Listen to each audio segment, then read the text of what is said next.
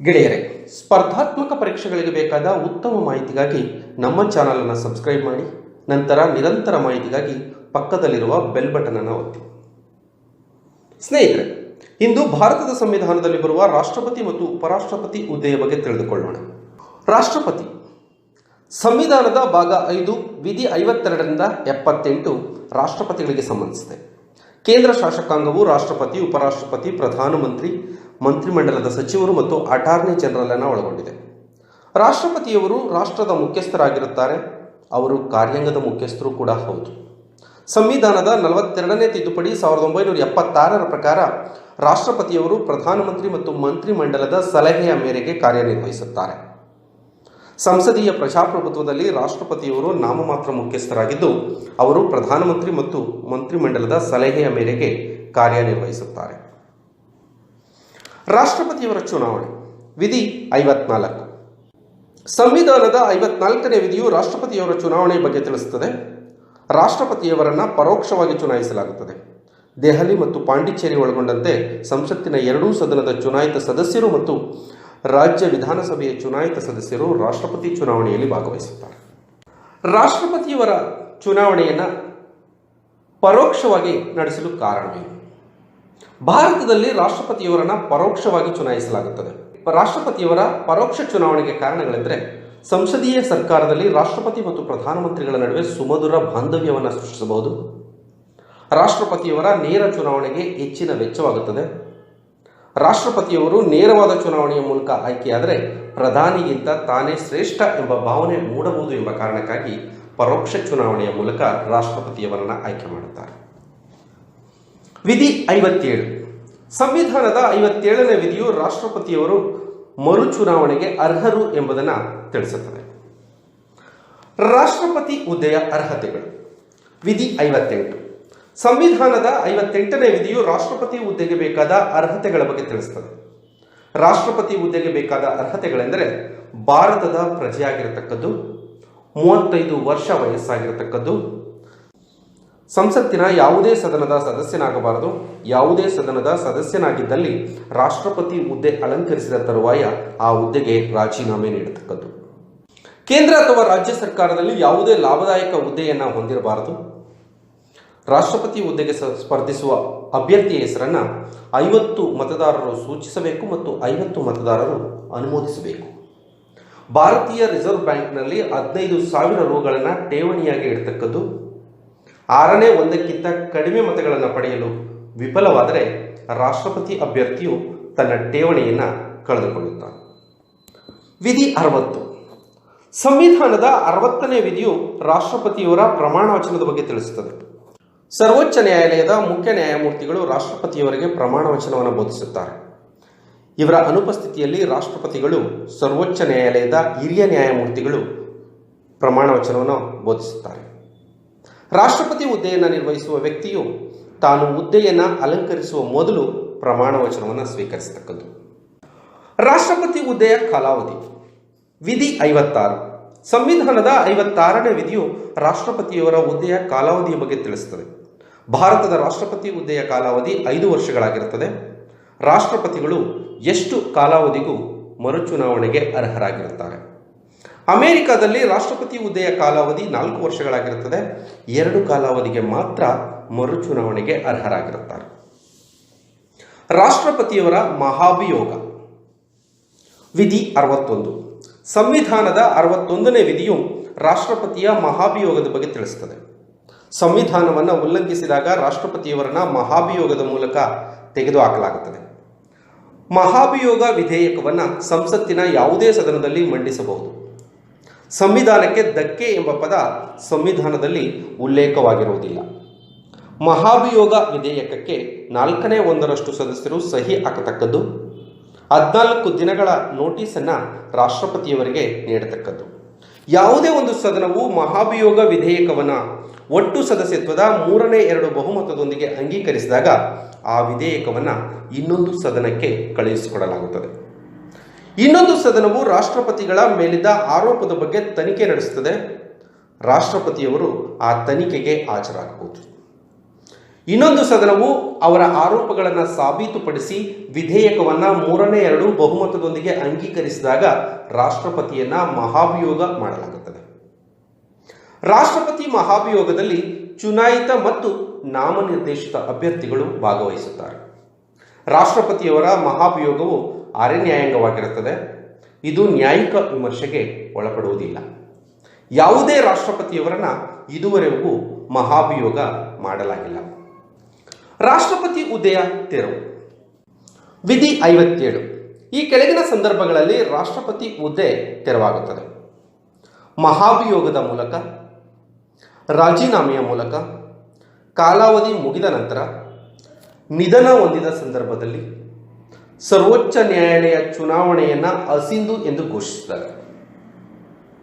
ಭಾರತದ ರಾಷ್ಟ್ರಪತಿಗಳು ಉಪರಾಷ್ಟ್ರಪತಿಗಳಿಗೆ ತಮ್ಮ ರಾಜೀನಾಮೆ ಪತ್ರವನ್ನು ತಲುಪಿಸುತ್ತಾರೆ. ರಾಷ್ಟ್ರಪತಿಯವರ ಗೈರು ಹಾಜರಿಯಲ್ಲಿ ಉಪರಾಷ್ಟ್ರಪತಿಗಳು ರಾಷ್ಟ್ರಪತಿಯವರ ಕಾರ್ಯನಿರ್ವಹಿಸುತ್ತಾರೆ. ಉಪರಾಷ್ಟ್ರಪತಿಯವರ ಗೈರು ಹಾಜರಿಯಲ್ಲಿ ಸರ್ವೋಚ್ಚ ನ್ಯಾಯಾಲಯದ ಮುಖ್ಯ ನ್ಯಾಯಮೂರ್ತಿಗಳು ಕಾರ್ಯನಿರ್ವಹಿಸುತ್ತಾರೆ.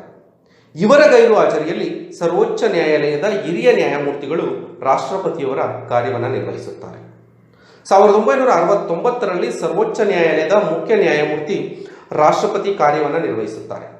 ರಾಷ್ಟ್ರಪತಿ ಹುದ್ದೆ ತೆರವಾದಾಗ 6 ತಿಂಗಳೊಳಗೆ ಚುನಾವಣೆ ನಡೆಯತಕ್ಕದ್ದು. ಹೊಸದಾಗಿ ಚುನಾಯಿತ ರಾಷ್ಟ್ರಪತಿಯವರು 5 ವರ್ಷಗಳ ಪೂರ್ಣಾವಧಿ ಅಧಿಕಾರವನ್ನು ಚಲಾಯಿಸಬಹುದು. ರಾಷ್ಟ್ರಪತಿಯವರ ಅಧಿಕಾರ ಮತ್ತು ಕಾರ್ಯಗಳು. ವಿಧಿ 53. ಭಾರತದ ರಾಷ್ಟ್ರಪತಿಗಳು ಹೊಂದಿರುವ ಅಧಿಕಾರವನ್ನು ಈ ಕೆಳಗಿನಂತೆ ವಿವರಿಸಬಹುದು: ಕಾರ್ಯಾಂಗದ ಅಧಿಕಾರಗಳು, ಶಾಸಕಾಂಗದ ಅಧಿಕಾರಗಳು, ಹಣಕಾಸಿನ ಅಧಿಕಾರಗಳು, ನ್ಯಾಯಾಂಗದ ಅಧಿಕಾರಗಳು, ಮಿಲಿಟರಿ ಅಧಿಕಾರಗಳು, ತುರ್ತು ಪರಿಸ್ಥಿತಿ ಅಧಿಕಾರಗಳು, ರಾಯಭಾರದ ಅಧಿಕಾರಗಳು ಮತ್ತು ಕೊನೆಯದಾಗಿ ವಿವೇಚನಾ ಅಧಿಕಾರಗಳು. ಮೊದಲನೇದಾಗಿ ಕಾರ್ಯಾಂಗದ ಅಧಿಕಾರಗಳು. ವಿಧಿ 53. ಸಂವಿಧಾನದ 53ನೇ ವಿಧಿಯು ರಾಷ್ಟ್ರಪತಿಯವರ ಕಾರ್ಯಾಂಗದ ಅಧಿಕಾರದ ಬಗ್ಗೆ ತಿಳಿಸುತ್ತದೆ. ರಾಷ್ಟ್ರಪತಿ ಕಾರ್ಯಾಂಗದ ಮುಖ್ಯಸ್ಥರಾಗಿರುತ್ತಾರೆ. ಭಾರತದ ರಾಷ್ಟ್ರಪತಿಗಳು ಹೊಂದಿರುವ ಪ್ರಮುಖ ಕಾರ್ಯಾಂಗದ ಅಧಿಕಾರಗಳೆಂದರೆ, ಭಾರತ ಸರ್ಕಾರದ ಎಲ್ಲ ಕಾರ್ಯಾಂಗದ ಅಧಿಕಾರಗಳು ರಾಷ್ಟ್ರಪತಿ ಹೆಸರಿನಲ್ಲಿ ನಡೆಯುತ್ತದೆ. ಬಹುಮತ ಪಡೆದ ಪಕ್ಷದ ನಾಯಕನನ್ನ ಪ್ರಧಾನಿಯಾಗಿ ನೇಮಕ ಮಾಡುತ್ತಾರೆ. ಪ್ರಧಾನಮಂತ್ರಿಯವರು ರಾಷ್ಟ್ರಪತಿಗೆ ಇಚ್ಛೆ ಇರುವವರೆಗೆ ಅಧಿಕಾರದಲ್ಲಿ ಮುಂದುವರಿಯಬಹುದು. ಇದರ ಅರ್ಥ, ಲೋಕಸಭೆಯಲ್ಲಿ ಬಹುಮತವಿರುವವರೆಗೆ ರಾಷ್ಟ್ರಪತಿಯವರು ಪ್ರಧಾನಮಂತ್ರಿಯನ್ನ ತೆಗೆದುಹಾಕುವಂತಿಲ್ಲ. ಪ್ರಧಾನಮಂತ್ರಿಯವರ ಶಿಫಾರಸ್ಸಿನ ಮೇರೆಗೆ ಮಂತ್ರಿಮಂಡಲದ ಸದಸ್ಯತ್ವವನ್ನು ನೇಮಕ ಮಾಡುತ್ತಾರೆ. ಅವರು ರಾಷ್ಟ್ರಪತಿಯವರ ಇಚ್ಛೆ ಇರುವವರೆಗೆ ಅಧಿಕಾರದಲ್ಲಿ ಮುಂದುವರಿಯುತ್ತಾರೆ. ಭಾರತದ ಅಟಾರ್ನಿ ಜನರಲ್ ಅನ್ನು ನೇಮಕ ಮಾಡುತ್ತಾರೆ. ಅಟಾರ್ನಿ ಜನರಲ್ ಅವರ ಕಾಲಾವಧಿ ಮತ್ತು ಇತರ ಅಂಶಗಳನ್ನು ರಾಷ್ಟ್ರಪತಿಯವರು ನಿರ್ಧರಿಸುತ್ತಾರೆ. ರಾಷ್ಟ್ರಪತಿಯವರಿಗೆ ಇಚ್ಛೆ ಇರುವವರೆಗೆ ಅಟಾರ್ನಿ ಜನರಲ್ ಮುಂದುವರಿಯಬಹುದು. ಇವರು ಭಾರತ ಸರ್ಕಾರದ ಅತ್ಯುನ್ನತ ಕಾನೂನು ಅಧಿಕಾರಿಯಾಗಿರುತ್ತಾರೆ. ಸಂಸತ್ತಿನ ಯಾವುದೇ ಸದನದ ಸದಸ್ಯನಲ್ಲದೆ ಸಂಸತ್ತಿನ ಅಧಿವೇಶನದಲ್ಲಿ ಭಾಗವಹಿಸುವ ಅಧಿಕಾರವನ್ನು ಹೊಂದಿರುತ್ತಾರೆ. ಭಾರತದ ಮಹಾ ಲೆಕ್ಕಪತ್ರಾಧಿಕಾರಿಗಳನ್ನು ನೇಮಕ ಮಾಡುತ್ತಾರೆ, CAG ಅವರನ್ನು. ಕೇಂದ್ರ ಲೋಕಸೇವಾ ಆಯೋಗದ ಅಧ್ಯಕ್ಷರು ಮತ್ತು ಸದಸ್ಯರನ್ನು ನೇಮಕ ಮಾಡುತ್ತಾರೆ. ಮುಖ್ಯ ಚುನಾವಣಾ ಆಯುಕ್ತರು ಮತ್ತು ಇತರ ಚುನಾವಣಾ ಆಯುಕ್ತರನ್ನು ರಾಷ್ಟ್ರಪತಿಯವರು ನೇಮಕ ಮಾಡುತ್ತಾರೆ. ಹಣಕಾಸು ಆಯೋಗದ ಸದಸ್ಯರನ್ನು ನೇಮಕ ಮಾಡುತ್ತಾರೆ. ಪರಿಶಿಷ್ಟ ಜಾತಿ, ಪರಿಶಿಷ್ಟ ಪಂಗಡ ಮತ್ತು ಹಿಂದುಳಿದ ವರ್ಗಗಳ ಪರಿಸ್ಥಿತಿ ಸುಧಾರಿಸಲು ಆಯೋಗವನ್ನು ನೇಮಿಸುತ್ತಾರೆ. ದೇಶದ ಆಡಳಿತ ಮತ್ತು ವ್ಯವಹಾರಗಳ ಬಗ್ಗೆ ರಾಷ್ಟ್ರಪತಿಯವರು ಕಾಲಕಾಲಕ್ಕೆ ಪ್ರಧಾನಮಂತ್ರಿಗಳಿಂದ ಮಾಹಿತಿ ಸಂಗ್ರಹಿಸಬಹುದು. ಕೇಂದ್ರ ಮತ್ತು ರಾಜ್ಯಗಳ ಸಂಬಂಧವನ್ನು ಅಭಿವೃದ್ಧಿಪಡಿಸುವ ಉದ್ದೇಶದಿಂದ ಅಂತಾರಾಜ್ಯ ಸಭೆಗಳನ್ನು ನೇಮಕ ಮಾಡುತ್ತಾರೆ. ಕೇಂದ್ರಾಡಳಿತ ಪ್ರದೇಶಗಳನ್ನು ನೇರವಾಗಿ ರಾಷ್ಟ್ರಪತಿ ಆಡಳಿತ ನೋಡಿಕೊಳ್ಳುತ್ತಾರೆ. ಕೇಂದ್ರಾಡಳಿತ ಪ್ರದೇಶಗಳಿಗೆ ಲೆಫ್ಟಿನೆಂಟ್ ಗವರ್ನರ್ ಮತ್ತು ಆಡಳಿತಗಾರರನ್ನು ನೇಮಕ ಮಾಡುತ್ತಾರೆ. ಕೆಲವು ಪ್ರದೇಶಗಳನ್ನು ಅನುಸೂಚಿತ ಮತ್ತು ಬುಡಕಟ್ಟು ಪ್ರದೇಶಗಳೆಂದು ಘೋಷಿಸಬಹುದು. ಡಿಯು ಮತ್ತು ಡಾಮನ್, ದಾದ್ರಾ ಮತ್ತು ನಗರ ಹವೇಲಿ, ಅಂಡಮಾನ್ ಮತ್ತು ನಿಕೋಬಾರ್, ಲಕ್ಷದ್ವೀಪ ಮುಂತಾದ ಕೇಂದ್ರಾಡಳಿತ ಪ್ರದೇಶಗಳ ಉತ್ತಮ ಆಡಳಿತ ಮತ್ತು ಶಾಂತಿ ಪಾಲನೆಗಾಗಿ ನಿಯಮಗಳನ್ನು ರೂಪಿಸಬಹುದು. ಬೇರೆ ಬೇರೆ ರಾಜ್ಯದ ರಾಜ್ಯಪಾಲರನ್ನು ನೇಮಕ ಮಾಡುತ್ತಾರೆ. ರಾಷ್ಟ್ರಪತಿಯವರಿಗೆ ಇಚ್ಛೆ ಇರುವವರೆಗೆ ರಾಜ್ಯಪಾಲರು ಅಧಿಕಾರದಲ್ಲಿ ಮುಂದುವರಿಯಬಹುದು. ಎರಡನೆಯದು ಶಾಸಕಾಂಗದ ಅಧಿಕಾರಗಳು. ಭಾರತದ ರಾಷ್ಟ್ರಪತಿ ಹೊಂದಿರುವ ಪ್ರಮುಖ ಶಾಸಕಾಂಗದ ಅಧಿಕಾರಗಳೆಂದರೆ, ಲೋಕಸಭೆಯ ಅಧಿವೇಶನ ಕರೆಯುವ ಅಧಿವೇಶನ ರದ್ದುಪಡಿಸುವ ಮತ್ತು ಲೋಕಸಭೆಯನ್ನು ಅವಧಿಗಿಂತ ಮುಂಚಿತವಾಗಿ ಕೊನೆಗೊಳಿಸುವ ಅಧಿಕಾರವನ್ನು ರಾಷ್ಟ್ರಪತಿಗಳು ಹೊಂದಿರುತ್ತಾರೆ. ಸಂಸತ್ತಿನ ಜಂಟಿ ಅಧಿವೇಶನವನ್ನು ಭಾರತದ ರಾಷ್ಟ್ರಪತಿಗಳು ಕರೆಯುತ್ತಾರೆ. ಈ ಜಂಟಿ ಅಧಿವೇಶನದ ಅಧ್ಯಕ್ಷತೆಯನ್ನು ಸ್ಪೀಕರ್ ವಹಿಸುತ್ತಾರೆ. ಸಾಮಾನ್ಯವಾಗಿ ಚುನಾವಣೆ ನಡೆದ ನಂತರ ಸಂಸತ್ತಿನ ಮೊದಲ ಅಧಿವೇಶನವನ್ನು ಕುರಿತು ಭಾಷಣ ಮಾಡುತ್ತಾರೆ. ಲೋಕಸಭೆಗೆ 2 ಆಂಗ್ಲೋ ಇಂಡಿಯನ್ ಸದಸ್ಯರನ್ನ ರಾಷ್ಟ್ರಪತಿಗಳು ನೇಮಕ ಮಾಡುತ್ತಾರೆ. ರಾಜ್ಯಸಭೆಗೆ 12 ಜನ ಸದಸ್ಯರನ್ನ ಕಲೆ, ಸಾಹಿತ್ಯ, ವಿಜ್ಞಾನ ಮತ್ತು ಸಮಾಜ ಸೇವೆಯಿಂದ ರಾಷ್ಟ್ರಪತಿಯವರು ನೇಮಕ ಮಾಡುತ್ತಾರೆ. ಸಂಸತ್ತು ಅಧಿವೇಶನದಲ್ಲಿದ್ದಾಗ ಅಥವಾ ಯಾವುದೇ ಒಂದು ಅಧಿವೇಶನದಲ್ಲಿ ಇಲ್ಲದಿರುವಾಗ ರಾಷ್ಟ್ರಪತಿ ಸುಗ್ರೀವಾಜ್ಞೆ ಹೊರಡಿಸಬಹುದು. ಈ ಸುಗ್ರೀವಾಜ್ಞೆಗಳು ಸರಳ ರೂಪದಲ್ಲಿರುತ್ತವೆ. ಈ ಸುಗ್ರೀವಾಜ್ಞೆಯನ್ನು ಸಂಸತ್ತು ಸಭೆ ಸೇರಿದ 6 ವಾರಗಳೊಳಗೆ ನಮೂದಿಸತಕ್ಕದ್ದು. ಈ ಸುಗ್ರೀವಾಜ್ಞೆಗಳ ಗರಿಷ್ಠ ಕಾಲಾವಧಿ 6 ತಿಂಗಳು ಮತ್ತು 6 ವಾರಗಳಾಗಿರುತ್ತದೆ. ಸಂಸತ್ತಿನ 2 ಅಧಿವೇಶನಗಳ ಗರಿಷ್ಠ ಕಾಲಾವಧಿ 6 ತಿಂಗಳುಗಳಾಗಿರುತ್ತದೆ. ರಾಷ್ಟ್ರಪತಿಯವರ ಪೂರ್ವಾನುಮತಿಯೊಂದಿಗೆ ಕೆಲವು ಮಸೂದೆಗಳನ್ನು ಸಂಸತ್ತಿನಲ್ಲಿ ಮಂಡಿಸಲಾಗುತ್ತದೆ. ರಾಷ್ಟ್ರಪತಿಯವರ ಪೂರ್ವಾನುಮತಿಯೊಂದಿಗೆ ಹಣಕಾಸಿನ ಮಸೂದೆಯನ್ನು ಕೂಡ ಸಂಸತ್ತಿನಲ್ಲಿ ಮಂಡಿಸಲಾಗುತ್ತದೆ. ದೇಶದ ಚುನಾವಣಾ ಆಯೋಗದೊಂದಿಗೆ ಸಮಾಲೋಚನೆ ಮಾಡುವ ಮೂಲಕ ರಾಷ್ಟ್ರಪತಿಯವರು ಸಂಸತ್ ಸದಸ್ಯರ ಅನರ್ಹತೆಯನ್ನು ನಿರ್ಧರಿಸುತ್ತಾರೆ. ಲೋಕಸಭಾಪತಿ ಮತ್ತು ಉಪಸಭಾಪತಿಗಳ ಹುದ್ದೆ ತೆರವಾದಾಗ ಕಲಾಪಗಳ ಅಧ್ಯಕ್ಷತೆ ವಹಿಸಲು ಯಾವುದೇ ಒಬ್ಬ ಸದಸ್ಯನನ್ನ ಅಧ್ಯಕ್ಷರನ್ನಾಗಿ ನೇಮಕ ಮಾಡಬಹುದು. ರಾಜ್ಯಸಭೆಯ ಅಧ್ಯಕ್ಷರು ಮತ್ತು ಉಪಾಧ್ಯಕ್ಷರ ಹುದ್ದೆಗಳು ಖಾಲಿ ಇದ್ದಾಗ ರಾಜ್ಯಸಭೆಯ ಅಧ್ಯಕ್ಷತೆ ವಹಿಸಲು ಯಾವುದೇ ಒಬ್ಬ ಸದಸ್ಯರನ್ನ ಅಧ್ಯಕ್ಷರನ್ನಾಗಿ ನೇಮಕ ಮಾಡಬಹುದಾಗಿದೆ. ಸಂಸತ್ತಿನಲ್ಲಿ ಬಾಕಿ ಇರುವ ಮಸೂದೆಗಳ ಬಗ್ಗೆ ರಾಷ್ಟ್ರಪತಿ ಕಾಲಕಾಲಕ್ಕೆ ಮಾಹಿತಿ ಸಂಗ್ರಹಿಸಬಹುದು. ಭಾರತದ ರಾಷ್ಟ್ರಪತಿಗಳು ಸಿಎಜಿ ಮತ್ತು ಕೇಂದ್ರ ಲೋಕಸೇವಾ ಆಯೋಗದ ವಾರ್ಷಿಕ ವರದಿಗಳನ್ನು ಸಂಸತ್ತಿನ ಮುಂದಿಡುತ್ತಾರೆ. ಸಂಸತ್ತು ಯಾವುದೇ ಮಸೂದೆಗಳನ್ನು ರಾಷ್ಟ್ರಪತಿಯವರ ಅಂಗೀಕಾರಕ್ಕೆ ಕಳಿಸಿದಾಗ ಅವರು ಈ ಕೆಳಗಿನ ಆಯ್ಕೆ ಹೊಂದಿರುತ್ತಾರೆ. ಮಸೂದೆಗೆ ಅಂಗೀಕಾರ ನೀಡಬಹುದು, ಮಸೂದೆಯನ್ನು ತಡೆ ಹಿಡಿಯಬಹುದು. ಹಣಕಾಸು ಮಸೂದೆಯನ್ನು ಹೊರತುಪಡಿಸಿ ರಾಷ್ಟ್ರಪತಿಯವರು ಯಾವುದೇ ಮಸೂದೆಯನ್ನು ಸಂಸತ್ತಿನ ಪರಿಶೀಲನೆಗೆ ವಾಪಸ್ ಕಳುಹಿಸಬಹುದು.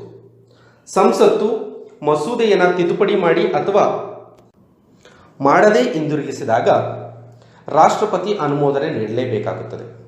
ಸಂವಿಧಾನದ 201ನೇ ವಿಧಿಯ ಪ್ರಕಾರ ರಾಜ್ಯ ಶಾಸಕಾಂಗವು ಅನುಮೋದನೆಗೆ ಕಳುಹಿಸಿದ ಮಸೂದೆಗಳು ರಾಜ್ಯಪಾಲರು ರಾಷ್ಟ್ರಪತಿಗಳ ಅಂಗೀಕಾರಕ್ಕೆ ತರಲು ಮೀಸಲಿಡಬಹುದು. ಈ ಕೆಳಗಿನ ಸಂದರ್ಭಗಳಲ್ಲಿ ರಾಷ್ಟ್ರಪತಿಯವರು ಕೆಳಗಿನ ಅಧಿಕಾರಗಳನ್ನು ಹೊಂದಿರುತ್ತಾರೆ. ಮಸೂದೆಗೆ ಅಂಗೀಕಾರ ನೀಡಬಹುದು, ಮಸೂದೆಯನ್ನು ತಡೆ ಹಿಡಿಯಬಹುದು, ರಾಜ್ಯ ಶಾಸಕಾಂಗದ ಪುನರ್ ಪರಿಶೀಲನೆಗೆ ಮಸೂದೆಯನ್ನು ಹಿಂದಿರುಗಿಸುವಂತೆ ರಾಜ್ಯಪಾಲರಿಗೆ ರಾಷ್ಟ್ರಪತಿ ಆದೇಶ ನೀಡಬಹುದು. ರಾಜ್ಯ ವಿಧಾನಸಭೆಯು ಮಸೂದೆಯನ್ನು ಪುನಃ ರಾಷ್ಟ್ರಪತಿಯವರಿಗೆ ಕಳುಹಿಸಿದಾಗ ರಾಷ್ಟ್ರಪತಿಯವರು ಆ ಮಸೂದೆಗೆ ಅಂಗೀಕಾರವನ್ನು ನೀಡಬೇಕಾಗಿರುವುದಿಲ್ಲ. 3ನೇದು ಹಣಕಾಸಿನ ಅಧಿಕಾರಗಳು. ಭಾರತದ ರಾಷ್ಟ್ರಪತಿಗಳು ಹೊಂದಿರುವ ಹಣಕಾಸಿನ ಅಧಿಕಾರಗಳೆಂದರೆ ದೇಶದ ವಾರ್ಷಿಕ ಆಯವ್ಯಯವನ್ನು ರಾಷ್ಟ್ರಪತಿಯವರ ಶಿಫಾರಸಿನೊಂದಿಗೆ ಸಂಸತ್ತಿನಲ್ಲಿ ಮಂಡಿಸಲಾಗುತ್ತದೆ. ನೈಸರ್ಗಿಕ ವಿಕೋಪಗಳು ಸಂಭವಿಸಿದಾಗ ದೇಶದ ತುರ್ತು ನಿಧಿಯಿಂದ ಮುಂಗಡ ಹಣವನ್ನು ನೀಡಬಹುದಾಗಿದೆ. ಸಂವಿಧಾನದ 267ನೇ ವಿಧಿ ದೇಶದ ತುರ್ತು ನಿಧಿಗೆ ಸಂಬಂಧಿಸಿದೆ. ರಾಷ್ಟ್ರಪತಿಯವರ ಪೂರ್ವಾನುಮತಿಯೊಂದಿಗೆ ಲೋಕಸಭೆಯಲ್ಲಿ ಮಂಡಿಸಲಾಗುತ್ತದೆ. ರಾಷ್ಟ್ರಪತಿಯವರ ಪೂರ್ವಾನುಮತಿ ಇಲ್ಲದೆ ಅನುದಾನಕ್ಕೆ ಬೇಡಿಕೆ ಸಲ್ಲಿಸುವಂತಿಲ್ಲ. ಕೇಂದ್ರ ಮತ್ತು ರಾಜ್ಯಗಳ ಹಣಕಾಸಿನ ಸಂಬಂಧಗಳ ಬಗ್ಗೆ ಅಧ್ಯಯನ ನಡೆಸಲು ಪ್ರತಿ 5 ವರ್ಷಗಳಿಗೊಮ್ಮೆ ಹಣಕಾಸು ಆಯೋಗವನ್ನು ನೇಮಕ ಮಾಡುತ್ತಾರೆ. ಇನ್ನು 4ನೇದಾಗಿ ನ್ಯಾಯಾಂಗದ ಅಧಿಕಾರಗಳು. ಭಾರತದ ರಾಷ್ಟ್ರಪತಿಗಳು ಹೊಂದಿರುವ ಕೆಲವು ನ್ಯಾಯಾಂಗದ ಅಧಿಕಾರಗಳೆಂದರೆ ಸರ್ವೋಚ್ಚ ನ್ಯಾಯಾಲಯ ಮತ್ತು ಉಚ್ಚ ನ್ಯಾಯಾಲಯದ ನ್ಯಾಯಾಧೀಶರನ್ನು ರಾಷ್ಟ್ರಪತಿಗಳು ನೇಮಿಸುತ್ತಾರೆ. 143ನೇ ವಿಧಿಯು ಸಲಹಾ ಅಧಿಕಾರದ ಬಗ್ಗೆ ತಿಳಿಸುತ್ತದೆ. ಕೆಲವು ಸಲ ಭಾರತದ ರಾಷ್ಟ್ರಪತಿಗಳು ಸರ್ವೋಚ್ಚ ನ್ಯಾಯಾಲಯದ ಸಲಹೆಯನ್ನು ಕೋರಿರುತ್ತಾರೆ. ಸರ್ವೋಚ್ಚ ನ್ಯಾಯಾಲಯ ನೀಡಿದ ಸಲಹೆಗೆ ರಾಷ್ಟ್ರಪತಿಯವರು ಬದ್ಧರಾಗಬೇಕಾಗಿಲ್ಲ. ಸಂವಿಧಾನದ 72ನೇ ವಿಧಿಯು ರಾಷ್ಟ್ರಪತಿಯವರ ಕ್ಷಮಾದಾನದ ಅಧಿಕಾರದ ಬಗ್ಗೆ ತಿಳಿಸುತ್ತದೆ. ಭಾರತದ ರಾಷ್ಟ್ರಪತಿಗಳು ಶಿಕ್ಷೆಯನ್ನು ರದ್ದುಪಡಿಸುವ, ಶಿಕ್ಷೆಯ ಪ್ರಮಾಣ ಕಡಿಮೆಗೊಳಿಸುವ, ಅವಧಿ ಕಡಿಮೆಗೊಳಿಸುವ, ಮರಣದಂಡನೆ ರದ್ದುಗೊಳಿಸುವ ಅಧಿಕಾರವನ್ನು ಹೊಂದಿರುತ್ತಾರೆ. ಇದು ಮಿಲಿಟರಿ ನ್ಯಾಯಾಲಯ ಶಿಕ್ಷೆಗಾಗಿರುತ್ತದೆ. ಶಿಕ್ಷೆಯು ಕೇಂದ್ರ ಕಾನೂನನ್ನು ಉಲ್ಲಂಘಿಸಿದ್ದಕ್ಕಾಗಿರುತ್ತದೆ. ಸಂವಿಧಾನದ 161ನೇ ವಿಧಿಯಂತೆ ಮರಣದಂಡನೆ ಹೊರತುಪಡಿಸಿ ರಾಜ್ಯಪಾಲರು ರಾಜ್ಯ ಕಾನೂನಿನಡಿಯಲ್ಲಿ ಕ್ಷಮಾದಾನ ನೀಡುವ, ಶಿಕ್ಷೆಯ ಪ್ರಮಾಣ ಕಡಿಮೆಗೊಳಿಸುವ ಅಧಿಕಾರವನ್ನು ಕೂಡ ಹೊಂದಿರುತ್ತಾರೆ. ಮಿಲಿಟರಿ ಅಧಿಕಾರಗಳು. 5ನೇದು ರಾಷ್ಟ್ರಪತಿಗಳು ಭೂದಳ, ನೌಕಾದಳ ಮತ್ತು ವಾಯುದಳದ ಮಹಾಸೇನಾ ದಂಡನಾಯಕರಾಗಿರುತ್ತಾರೆ. 6 ರಾಯಭಾರದ ಅಧಿಕಾರಗಳು. ಅಂತಾರಾಷ್ಟ್ರೀಯ ಒಪ್ಪಂದಗಳಲ್ಲಿ ಭಾರತದ ರಾಷ್ಟ್ರಪತಿಗಳು ಭಾರತವನ್ನು ಪ್ರತಿನಿಧಿಸುತ್ತಾರೆ, ರಾಯಭಾರಿಗಳನ್ನು ಬೇರೆ ದೇಶಗಳಿಗೆ ಕಳುಹಿಸುತ್ತಾರೆ, ಬೇರೆ ದೇಶಗಳಿಂದ ರಾಯಭಾರಿಗಳನ್ನು ಸ್ವೀಕರಿಸುತ್ತಾರೆ. 7ನೇದು ತುರ್ತು ಪರಿಸ್ಥಿತಿಯ ಅಧಿಕಾರಗಳು. ಭಾರತದ ರಾಷ್ಟ್ರಪತಿಗಳು ಈ ಕೆಳಗಿನ ತುರ್ತು ಪರಿಸ್ಥಿತಿ ಅಧಿಕಾರವನ್ನು ಹೊಂದಿದ್ದಾರೆ. 3 ವಿಧದ ತುರ್ತು ಪರಿಸ್ಥಿತಿಯನ್ನು ಘೋಷಿಸಬಹುದು. ಮೊದಲನೆಯದು ಸಂವಿಧಾನದ 352ನೇ ವಿಧಿಯ ಪ್ರಕಾರ ರಾಷ್ಟ್ರೀಯ ತುರ್ತು ಪರಿಸ್ಥಿತಿ. ಇಲ್ಲಿವರೆಗೂ ಇದನ್ನು 3 ಬಾರಿ ಮಾಡಲಾಗಿದೆ. 2ನೇದು ಸಂವಿಧಾನದ 356ನೇ ವಿಧಿಯ ಪ್ರಕಾರ ಸಂವಿಧಾನಾತ್ಮಕ ತುರ್ತು ಪರಿಸ್ಥಿತಿ. ಇದನ್ನು 100ಕ್ಕೂ ಹೆಚ್ಚು ಬಾರಿ ಹೇರಲಾಗಿದೆ. 3ನೇದು ಸಂವಿಧಾನದ 360ನೇ ವಿಧಿಯ ಪ್ರಕಾರ ಹಣಕಾಸಿನ ತುರ್ತು ಪರಿಸ್ಥಿತಿ. ಇದನ್ನು ಇದುವರೆಗೂ ಕೂಡ ಜಾರಿಗೊಳಿಸಿಲ್ಲ. ವಿಟೋ ಅಧಿಕಾರ. ಸಂಸತ್ತು ಯಾವುದೇ ಮಸೂದೆಯನ್ನು ರಾಷ್ಟ್ರಪತಿಯವರ ಅಂಗೀಕಾರಕ್ಕೆ ಕಳುಹಿಸಿದಾಗ ರಾಷ್ಟ್ರಪತಿಗೆ ಕೆಳಗಿನ ಅಧಿಕಾರಗಳಿರುತ್ತವೆ. ಮಸೂದೆಗೆ ಅಂಗೀಕಾರವನ್ನು ನೀಡುತ್ತಾರೆ, ಅಂಗೀಕಾರವನ್ನು ತಡೆ ಹಿಡಿಯುತ್ತಾರೆ, ಸಂಸತ್ತಿನ ಮರುಪರಿಶೀಲನೆಗೆ ಮಸೂದೆಯನ್ನು ವಾಪಸ್ ಕಳುಹಿಸಬಹುದು, ತಿದ್ದುಪಡಿ ಮಾಡಿ ಅಥವಾ ಮಾಡದೆ ಸಂಸತ್ತು ಮಸೂದೆಯನ್ನು ಪುನಃ ವಾಪಸ್ ಕಳುಹಿಸಿದಾಗ ರಾಷ್ಟ್ರಪತಿಯವರು ಅಂಗೀಕಾರವನ್ನು ನೀಡಲೇಬೇಕಾಗುತ್ತದೆ. ಸಂಸತ್ತು ರಾಷ್ಟ್ರಪತಿಯವರ ಅಂಗೀಕಾರಕ್ಕೆ ಮಸೂದೆಗಳಿಗೆ ಸಂಬಂಧಪಟ್ಟಂತೆ ರಾಷ್ಟ್ರಪತಿಯವರು ವಿಟೋ ಅಧಿಕಾರಗಳನ್ನು ಹೊಂದಿರುತ್ತಾರೆ. ವಿಟೋ ಅಧಿಕಾರಗಳ ಪ್ರಮುಖ ಉದ್ದೇಶಗಳೆಂದರೆ ಅಸಂವಿಧಾನಾತ್ಮಕ ಶಾಸನಗಳನ್ನು ತಪ್ಪಿಸುವುದಾಗಿದೆ, ಸಂಸತ್ತಿನ ಅಗಣನೀಯ ಶಾಸನಗಳನ್ನು ಹತ್ತಿಕ್ಕುವುದಾಗಿದೆ, ಸಂಸತ್ತು ರಾಷ್ಟ್ರಪತಿಯವರ ಅಂಗೀಕಾರಕ್ಕೆ ಕಳುಹಿಸಿದ ಮಸೂದೆಗಳಿಗೆ ಸಂಬಂಧಿಸಿದಂತೆ ರಾಷ್ಟ್ರಪತಿಗಳು ಈ ಕೆಳಗಿನ ವಿಟೋ ಅಧಿಕಾರಗಳನ್ನು ಹೊಂದಿದ್ದಾರೆ. ಮೊದಲನೆಯದು ಅಬ್ಸಲ್ಯೂಟ್ ವಿಟೋ, ಸಂಪೂರ್ಣ ನಿರಾಕರಣಾಧಿಕಾರ. ಸಂಸತ್ತು ರಾಷ್ಟ್ರಪತಿಯವರ ಅಂಗೀಕಾರಕ್ಕೆ ಮಸೂದೆಯನ್ನು ತಡೆ ಹಿಡಿದಾಗ ಇದು ಕಾನೂನಾಗಿ ಮಾರ್ಪಾಡಾಗುವುದಿಲ್ಲ. ಈ ಕೆಳಗಿನ ಸಂದರ್ಭಗಳಲ್ಲಿ ಭಾರತದ ರಾಷ್ಟ್ರಪತಿಗಳು ಮಸೂದೆಯನ್ನು ತಡೆ ಹಿಡಿಯಬಹುದು. ಸಚಿವನಲ್ಲದ ಖಾಸಗಿ ಸದಸ್ಯ ಮಂಡಿಸಿದ ಮಸೂದೆಗಳು, ಕ್ಯಾಬಿನೆಟ್ ರಾಜೀನಾಮೆ ನೀಡಿದಾಗ ಸರ್ಕಾರಿ ಮಸೂದೆಗಳನ್ನು ತಡೆ ಹಿಡಿಯಬಹುದು. ಹೊಸ ಕ್ಯಾಬಿನೆಟ್ ರಾಷ್ಟ್ರಪತಿಯವರಿಗೆ ಮಸೂದೆಗೆ ಅನುಮೋದನೆ ನೀಡದಂತೆ ಸಲಹೆ ಮಾಡುತ್ತದೆ. 1954ರಲ್ಲಿ ರಾಜೇಂದ್ರ ಪ್ರಸಾದ್ ರವರು PEPSU, Patiala and east Punjab state union ನಲ್ಲಿ ಅಂಗೀಕಾರ ಮಸೂದೆಯನ್ನು ತಡೆ ಹಿಡಿಯುತ್ತಾರೆ. 1991ರಲ್ಲಿ ಆರ್ ವೆಂಕಟರಾಮನ್ ರವರು ಸಂಸತ್ ಸದಸ್ಯರ ವೇತನ ಮತ್ತು ಭತ್ಯೆ ಮಸೂದೆಯನ್ನು ತಡೆ ಹಿಡಿಯುತ್ತಾರೆ. ಲೋಕಸಭೆಯು ವಿಸರ್ಜನೆಗಿಂತ ಮುಂಚೆ ಈ ಮಸೂದೆಯನ್ನು ರಾಷ್ಟ್ರಪತಿಯವರ ಅಂಗೀಕಾರಕ್ಕೆ ಕಳುಹಿಸಲಾಗುತ್ತದೆ. 2 ಸಸ್ಪೆನ್ಸಿವ್ ವಿಟೋ, ಅನುಮಾನಾಸ್ಪದ ವಿಟೋ. ಸಂಸತ್ತು ರಾಷ್ಟ್ರಪತಿಯವರ ಅಂಗೀಕಾರಕ್ಕೆ ಕಳುಹಿಸಿದ ಮಸೂದೆಯನ್ನು ಪುನರ್ ಪರಿಶೀಲನೆಗಾಗಿ ವಾಪಸ್ ಕಳುಹಿಸಬಹುದು.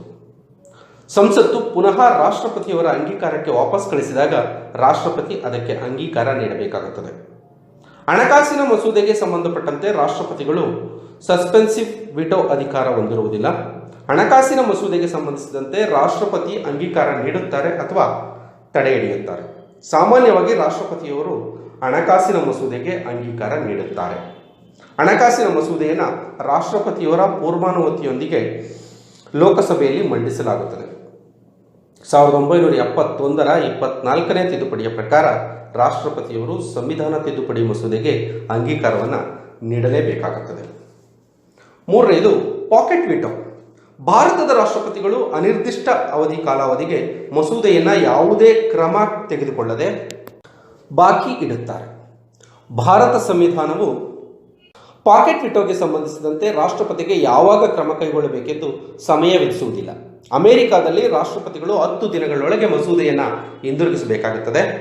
ಅಮೆರಿಕ ಅಧ್ಯಕ್ಷರ ಪಾಕೆಟ್ ವಿಟೋ ಭಾರತದ ಅಧ್ಯಕ್ಷರ ಪಾಕೆಟ್ ವಿಟೋಗಿಂತ ಕಡಿಮೆ ಇರುತ್ತದೆ. 1986ರಲ್ಲಿ ರಾಷ್ಟ್ರಪತಿ ಗ್ಯಾನಿ ಜೈಲ್ ಸಿಂಗ್ ರವರು ರಾಜೀವ್ ಗಾಂಧಿ ಸರ್ಕಾರದಲ್ಲಿ ರಾಷ್ಟ್ರಪತಿ ಅನುಮೋದನೆ ಅಂಚೆಗೆ ಸಂಬಂಧಿಸಿದಂತೆ ಪಾಕೆಟ್ ವಿಟೋ ಅಧಿಕಾರವನ್ನು ಬಳಸುತ್ತಾರೆ. ಇದು ಪತ್ರಿಕೋದ್ಯಮ ಸ್ವಾತಂತ್ರ್ಯದ ಮೇಲೆ ನಿರ್ಬಂಧವನ್ನು ವಿಧಿಸುತ್ತದೆ. 1989ರಲ್ಲಿ ಭಾರತದ ರಾಷ್ಟ್ರಪತಿ ಆರ್ ವೆಂಕಟರಾಮನ್ ರವರು ಮಸೂದೆಯನ್ನು ಸಂಸತ್ತಿನ ಪುನರ್ ಪರಿಶೀಲನೆಗೆ ವಾಪಸ್ ಕಳುಹಿಸುತ್ತಾರೆ. ಹೊಸದಾಗಿ ಬಂದ ನ್ಯಾಷನಲ್ ಫ್ರಂಟ್ ಸರ್ಕಾರವು ಮಸೂದೆಯನ್ನು ರದ್ದುಪಡಿಸುತ್ತದೆ. 8ನೇದಾಗಿ ವಿವೇಚನಾ ಅಧಿಕಾರಗಳು. ಭಾರತದ ರಾಷ್ಟ್ರಪತಿಗಳು ಹೊಂದಿರುವ ವಿವೇಚನಾ ಅಧಿಕಾರಗಳೆಂದರೆ ಲೋಕಸಭೆಯಲ್ಲಿ ಯಾವುದೇ ಒಂದು ಪಕ್ಷ ಸ್ಪಷ್ಟ ಬಹುಮತ ಪಡೆಯದಿದ್ದಾಗ ಪ್ರಧಾನಮಂತ್ರಿಯನ್ನು ನೇಮಕ ಮಾಡುವುದು ರಾಷ್ಟ್ರಪತಿಗಳ ವಿವೇಚನಾಧಿಕಾರವಾಗಿರುತ್ತದೆ. ಪ್ರಧಾನಮಂತ್ರಿಗಳು ಹುದ್ದೆಯಲ್ಲಿರುವಾಗಲೇ ನಿಧನ ಹೊಂದಿದಾಗ ಯಾವುದೇ ಉತ್ತರಾಧಿಕಾರಿಗಳು ಇಲ್ಲದಿದ್ದಂತಹ ಸಂದರ್ಭದಲ್ಲಿ ಆಡಳಿತ ಪಕ್ಷದ ಯಾವುದೇ ಸಚಿವನನ್ನ ಪ್ರಧಾನಮಂತ್ರಿಯಾಗಿ ಆಯ್ಕೆ ಮಾಡುವುದು ರಾಷ್ಟ್ರಪತಿಯವರ ವಿವೇಚನಾಧಿಕಾರವಾಗಿರುತ್ತದೆ. ಲೋಕಸಭೆಯಲ್ಲಿ ಬಹುಮತವನ್ನು ಸಾಬೀತುಪಡಿಸಲು ವಿಫಲವಾದಾಗ ಮಂತ್ರಿಮಂಡಲವನ್ನು ರದ್ದುಪಡಿಸುವುದು, ಲೋಕಸಭೆಯಲ್ಲಿ ಮಂತ್ರಿಮಂಡಲದ ಸಚಿವರು ಬಹುಮತವನ್ನು ಸಾಬೀತುಪಡಿಸುವಂತೆ ಕೇಳಬಹುದಾಗಿದೆ. ಇವು ರಾಷ್ಟ್ರಪತಿಯವರಿಗಿರುವಂತಹ ವಿವೇಚನಾಧಿಕಾರಗಳಾಗಿದ್ದು, ರಾಷ್ಟ್ರಪತಿಯವರ ಸಂವಿಧಾನಾತ್ಮಕ ಸ್ಥಾನಮಾನಗಳ ಬಗ್ಗೆ ತಿಳಿಯುವುದಾದರೆ ವಿಧಿ 53ರಂತೆ ಸಂವಿಧಾನದ 53, 74 ಮತ್ತು 75ನೇ ವಿಧಿ ರಾಷ್ಟ್ರಪತಿಯವರ ಸಂವಿಧಾನಾತ್ಮಕ ಸ್ಥಾನಮಾನದ ಬಗ್ಗೆ ತಿಳಿಸುತ್ತದೆ. ಕೇಂದ್ರದ ಎಲ್ಲ ಕಾರ್ಯಾಂಗದ ಅಧಿಕಾರಗಳು ರಾಷ್ಟ್ರಪತಿಯವರ ಹೆಸರಿನಲ್ಲಿಯೇ ನಡೆಯುತ್ತದೆ ಅಥವಾ ರಾಷ್ಟ್ರಪತಿಗಳು ಸಂವಿಧಾನದ ಪ್ರಕಾರ ಅಧೀನದಲ್ಲಿರುವ ಅಧಿಕಾರಿಗಳ ಮೂಲಕ ತಮ್ಮ ಅಧಿಕಾರವನ್ನು ಚಲಾಯಿಸುತ್ತಾರೆ. ವಿಧಿ 74 ಸಂವಿಧಾನದ 74ನೇ ವಿಧಿಯಂತೆ ರಾಷ್ಟ್ರಪತಿಯವರು ಪ್ರಧಾನಮಂತ್ರಿ ಮತ್ತು ಮಂತ್ರಿಮಂಡಲದ ಸಲಹೆಯ ಮೇರೆಗೆ ಕಾರ್ಯನಿರ್ವಹಿಸುತ್ತಾರೆ. ಇದನ್ನು 1976ರ 42ನೇ ತಿದ್ದುಪಡಿಯಲ್ಲಿ ತಿಳಿಸಲಾಗಿದೆ. ರಾಷ್ಟ್ರಪತಿಯವರು ಸಂಸತ್ತಿನ ಪುನರ್ ಪರಿಶೀಲನೆಗೆ ಮಸೂದೆಯನ್ನು ವಾಪಸ್ ಕಳುಹಿಸಬಹುದು. ಇದನ್ನು 1978ರ 44ನೇ ತಿದ್ದುಪಡಿಯಲ್ಲಿ ತಿಳಿಸಲಾಗಿದೆ. ವಿಧಿ 75 ಮಂತ್ರಿಮಂಡಲದ ಸಚಿವರು ಲೋಕಸಭೆಗೆ ಸಾಮೂಹಿಕವಾಗಿ ಹೊಣೆಗಾರರಾಗಿರುತ್ತಾರೆ. ಇದು ಸಂಸದೀಯ ಸರ್ಕಾರದ ಮೂಲಭೂತ ತತ್ವವಾಗಿದೆ. ರಾಷ್ಟ್ರಪತಿಯವರ ಕ್ಷಮಾದಾನ ಅಧಿಕಾರ ವಿಧಿ 72. ಭಾರತ ಸಂವಿಧಾನದ 72ನೇ ವಿಧಿಯು ರಾಷ್ಟ್ರಪತಿಯವರಿಗೆ ಕ್ಷಮಾದಾನ ನೀಡುವ ಅಧಿಕಾರವನ್ನು ನೀಡುತ್ತದೆ. ಈ ಕೆಳಗಿನವುಗಳಿಗೆ ಸಂಬಂಧಿಸಿದಂತೆ ರಾಷ್ಟ್ರಪತಿಯವರು ಕ್ಷಮಾದಾನ ಅಧಿಕಾರವನ್ನು ಹೊಂದಿದ್ದಾರೆ. ಕೇಂದ್ರ ಕಾನೂನನ್ನು ಉಲ್ಲಂಘಿಸಿದ್ದಕ್ಕಾಗಿ ನೀಡಿದ ಶಿಕ್ಷೆಗೆ ಮರಣದಂಡನೆ ರೂಪದಲ್ಲಿ ನೀಡಿದ ಶಿಕ್ಷೆಯಾಗಿರುತ್ತದೆ. ಮಿಲಿಟರಿ ನ್ಯಾಯಾಲಯ ನೀಡಿದ ಶಿಕ್ಷೆಯಾಗಿರುತ್ತದೆ. ರಾಷ್ಟ್ರಪತಿಯವರ ಕ್ಷಮಾದಾನದ ಅಧಿಕಾರಗಳು ನ್ಯಾಯಾಂಗದಿಂದ ಮುಕ್ತವಾಗಿರುತ್ತದೆ. ಇದು ಕಾರ್ಯಾಂಗದ ಅಧಿಕಾರವಾಗಿರುತ್ತದೆ. ರಾಷ್ಟ್ರಪತಿಯ ಕ್ಷಮಾದಾನದ ಅಧಿಕಾರವನ್ನು ಕೆಳಗಿನಂತೆ ವಿವರಿಸಬಹುದಾಗಿದೆ. 1. ಕ್ಷಮಾದಾನ. ಇದು ಎಲ್ಲ ವಿಧದ ಶಿಕ್ಷೆ ಮತ್ತು ಅನರ್ಹತೆಗಳಿಂದ ಮುಕ್ತಗೊಳಿಸುತ್ತದೆ. 2. ಕಮ್ಯೂಟೇಷನ್. ಶಿಕ್ಷೆಯ ಸ್ವರೂಪ ಬದಲಾವಣೆ. ಭಾರತದ ರಾಷ್ಟ್ರಪತಿಗಳು ಶಿಕ್ಷೆಯ ಸ್ವರೂಪವನ್ನು ಬದಲಾಯಿಸುವ ಅಧಿಕಾರವನ್ನು ಹೊಂದಿರುತ್ತಾರೆ. ಒಂದು ವಿಧದ ಶಿಕ್ಷೆಯು ಸ್ವರೂಪವನ್ನು ಸರಳ ಶಿಕ್ಷೆಗೆ ಪರಿವರ್ತಿಸುವುದಾಗಿದೆ. ಉದಾಹರಣೆಗೆ ಮರಣದಂಡನೆಯನ್ನು ಜೀವಾವಧಿ ಶಿಕ್ಷೆಯನ್ನಾಗಿ ಪರಿವರ್ತಿಸಬಹುದಾಗಿದೆ. ರೆಮಿಷನ್. ಶಿಕ್ಷೆಯ ಕಾಲಾವಧಿ ಕಡಿಮೆಗೊಳಿಸುವುದು. 3ನೇದು ಶಿಕ್ಷೆಯ ಸ್ವರೂಪವನ್ನು ಬದಲಾಯಿಸದೆ ಶಿಕ್ಷೆಯ ಅವಧಿಯನ್ನು ಕಡಿಮೆಗೊಳಿಸುವುದಾಗಿದೆ. ಉದಾಹರಣೆಗೆ 2 ವರ್ಷಗಳ ತೀವ್ರ ಶಿಕ್ಷೆಯನ್ನು 1 ವರ್ಷಗಳ ತೀವ್ರ ಶಿಕ್ಷೆಯಾಗಿ ಬದಲಾಯಿಸಬಹುದು. 4ನೇದು ರೆಸ್ಪೈಟ್. ವಿಶ್ರಾಂತಿ. ಕೆಲವು ವಿಶೇಷ ಸಂದರ್ಭಗಳಾದ ಗರ್ಭಿಣಿ ಸ್ತ್ರೀಯರು ಮತ್ತು ಅಶಕ್ತತೆಯ ಸಂದರ್ಭದಲ್ಲಿ ಮೂಲತಃ ನೀಡಿದ ಶಿಕ್ಷೆಯ ಸ್ವರೂಪವನ್ನು ಸರಳ ಶಿಕ್ಷೆಯನ್ನಾಗಿ ಪರಿವರ್ತಿಸಬಹುದು. 5. ರಿಪ್ರೈವ್. ಮುಂದೂಡುವುದು. ತಾತ್ಕಾಲಿಕವಾಗಿ ಶಿಕ್ಷೆಯನ್ನು ಜಾರಿಗೊಳಿಸದೆ ತಡೆಹಿಡುವುದಕ್ಕೆ ರಿಪ್ರೈವ್ ಎನ್ನುತ್ತಾರೆ. ಈ ಎಲ್ಲ ಅಂಶಗಳು ಕೂಡ ರಾಷ್ಟ್ರಪತಿಯವರಿಗೆ ಕುರಿತಾದಂಥದ್ದಾಗಿದೆ. ಇನ್ನು ಉಪರಾಷ್ಟ್ರಪತಿಗಳು ವಿಧಿ 63. ಸಂವಿಧಾನದ 63ನೇ ವಿಧಿಯು ಉಪರಾಷ್ಟ್ರಪತಿ ಬಗ್ಗೆ ತಿಳಿಸುತ್ತದೆ. ಭಾರತದ ಉಪರಾಷ್ಟ್ರಪತಿ ಹುದ್ದೆಯು ಅಮೆರಿಕದ ಉಪರಾಷ್ಟ್ರಪತಿ ಹುದ್ದೆಯನ್ನು ಅವಲಂಬಿಸಿದೆ. ಇವರು ದೇಶದ 2ನೇ ಅತ್ಯುನ್ನತ ಹುದ್ದೆಯಲ್ಲಿದ್ದಾರೆ. ವಿಧಿ 66. ಸಂವಿಧಾನದ 66ನೇ ವಿಧಿಯು ಉಪರಾಷ್ಟ್ರಪತಿ ಚುನಾವಣೆ ಬಗ್ಗೆ ತಿಳಿಸುತ್ತದೆ. ಸಂಸತ್ತಿನ 2 ಸದನದ ಸದಸ್ಯರು ಉಪರಾಷ್ಟ್ರಪತಿ ಚುನಾವಣೆಯಲ್ಲಿ ಭಾಗವಹಿಸುತ್ತಾರೆ. ಉಪರಾಷ್ಟ್ರಪತಿಯ ಹುದ್ದೆಯ ಅರ್ಹತೆಗಳು ಅವುಗಳೆಂದರೆ ಭಾರತದ ಪ್ರಜೆಯಾಗಿರಬೇಕು, 35 ವರ್ಷ ವಯಸ್ಸಾಗಿರಬೇಕು, ಸಂಸತ್ತಿನ ಯಾವುದೇ ಸದನದ ಸದಸ್ಯನಾಗಿರಬಾರದು. ಒಂದು ವೇಳೆ ಸದಸ್ಯನಾಗಿದ್ದಲ್ಲಿ ತಾನು ಉಪರಾಷ್ಟ್ರಪತಿ ಹುದ್ದೆ ಅಲಂಕರಿಸಿದ ತರುವಾಯ ಆ ಸ್ಥಾನಕ್ಕೆ ರಾಜೀನಾಮೆಯನ್ನು ನೀಡುವಂಥದ್ದು. ಕೇಂದ್ರ ಅಥವಾ ರಾಜ್ಯಗಳಲ್ಲಿ ಯಾವುದೇ ಲಾಭದಾಯಕ ಹುದ್ದೆಯನ್ನು ಹೊಂದಿರಬಾರದು. ಉಪರಾಷ್ಟ್ರಪತಿ ಹುದ್ದೆಗೆ ಸ್ಪರ್ಧಿಸುವ ಅಭ್ಯರ್ಥಿ ಹೆಸರನ್ನು 20 ಮತದಾರರು ಸೂಚಿಸಬೇಕು ಮತ್ತು 20 ಮತದಾರರು ಅನುಮೋದಿಸಬೇಕು. ಭಾರತೀಯ ರಿಸರ್ವ್ ಬ್ಯಾಂಕ್ನಲ್ಲಿ 15,000 ರೂಗಳನ್ನು ಭದ್ರತಾ ಠೇವಣಿಯಾಗಿ ಇಡಬೇಕು.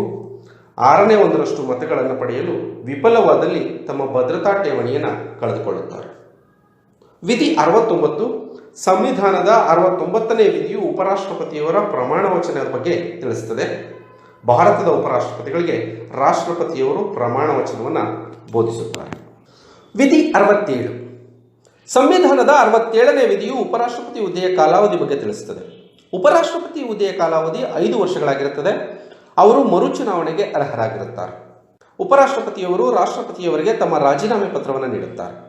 ಉಪರಾಷ್ಟ್ರಪತಿಯವರನ್ನು ತೆಗೆದುಹಾಕಲು ಯಾವುದೇ ಮಹಾಭಿಯೋಗದ ಅಗತ್ಯವಿರುವುದಿಲ್ಲ. ಉಪರಾಷ್ಟ್ರಪತಿಯನ್ನ ಪದಚ್ಯುತಗೊಳಿಸಲು ರಾಜ್ಯಸಭೆಯಲ್ಲಿ ಬಹುಮತದೊಂದಿಗೆ ವಿಧೇಯಕ ಮಂಡಿಸಿ ಅದನ್ನು ಲೋಕಸಭೆ ಒಪ್ಪಿಕೊಂಡಲ್ಲಿ ಉಪರಾಷ್ಟ್ರಪತಿಯನ್ನ ಮಹಾಭಿಯೋಗಗೊಳಿಸಬಹುದು. ಉತ್ತರಾಧಿಕಾರಿ ಆಯ್ಕೆಯಾಗುವವರೆಗೂ ಉಪರಾಷ್ಟ್ರಪತಿ ತನ್ನ ಅವಧಿಗಿಂತ ಹೆಚ್ಚಿನ ಕಾಲ ಹುದ್ದೆಯಲ್ಲಿ ಮುಂದುವರಿಯಬಹುದು.